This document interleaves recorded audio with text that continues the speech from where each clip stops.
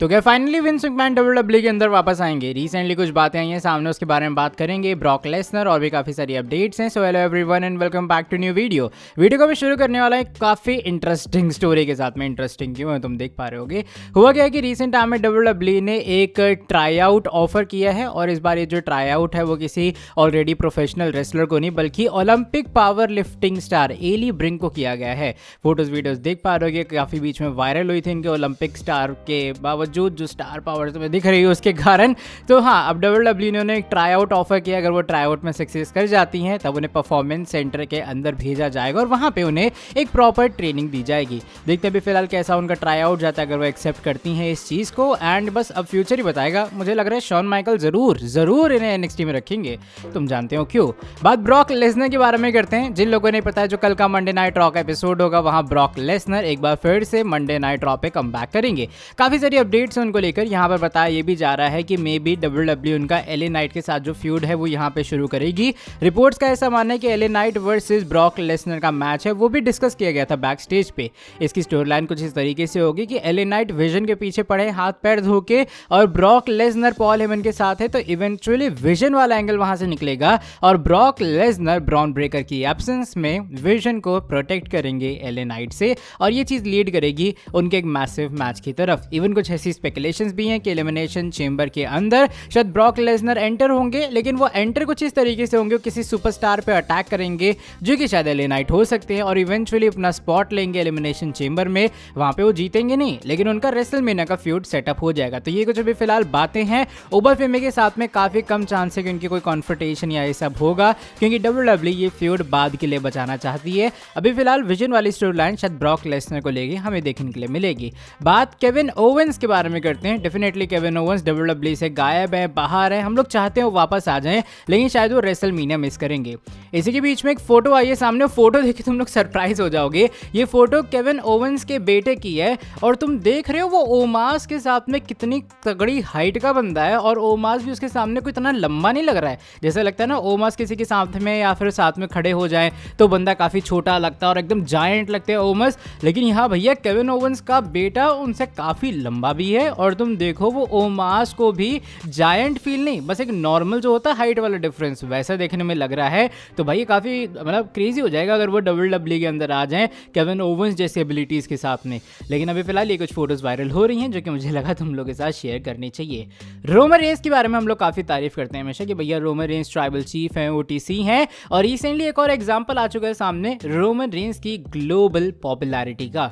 हुआ क्या है कि एड्रियान बेरनेबे ये वहाँ के एक फुटबॉलर है जो कि काफी फेमस है और वो मेन स्ट्रीम के अंदर डेफिनेटली, क्योंकि फुटबॉल ऑफ कोर्स तुम्हें पता है कि इंडिया के बाहर हर जगह काफी बड़ा स्पोर्ट्स माना जाता है। तो हुआ क्या कि रिसेंटली वो एक सेलिब्रेशन कर रहे थे गोल स्कोर करने के बाद, और इस गोल स्कोर करने के बाद जो उनकी सेलिब्रेशन है वो रोमन रेंस की तरह थी। उन्होंने सुपरमैन पंच वाला पूरा पंप अप किया, फिर वो जंप मारते, फिर वो एक सुपरमैन पंच एक्चुअल में डिलीवर करते हैं। तो बताया जाता है कि रोमन रेंस की भैया पॉपुलैरिटी सिर्फ डब्ल्यूडब्ल्यूई तक सीमित नहीं है, वो बंदा ग्लोबली काफी पॉपुलर है, वो बंदा मेन स्ट्रीम ऑलरेडी जा चुका है बहुत बार। और ये एक और एग्जांपल है रोमन रेंस की पॉपुलैरिटी का कि भैया सिर्फ बच्चे नहीं बल्कि बड़े लोग, पॉपुलर फेमस सेलिब्रिटीज भी रोमन रेंस के एक जबरे वाले फैन हैं।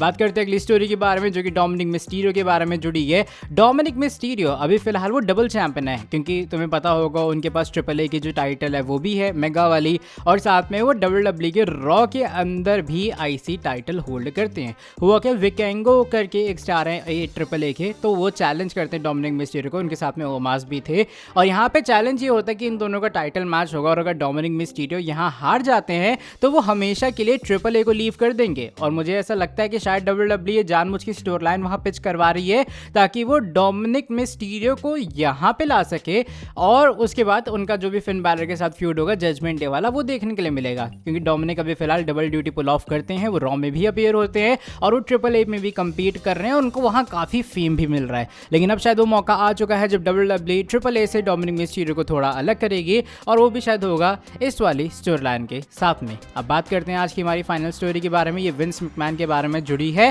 शायद फैंस के लिए काफी अच्छी न्यूज़ है क्योंकि विंस मैकमैन प्रोबेबली डब्ल्यूडब्ल्यूई के अंदर अपना कमबैक कर सकते हैं।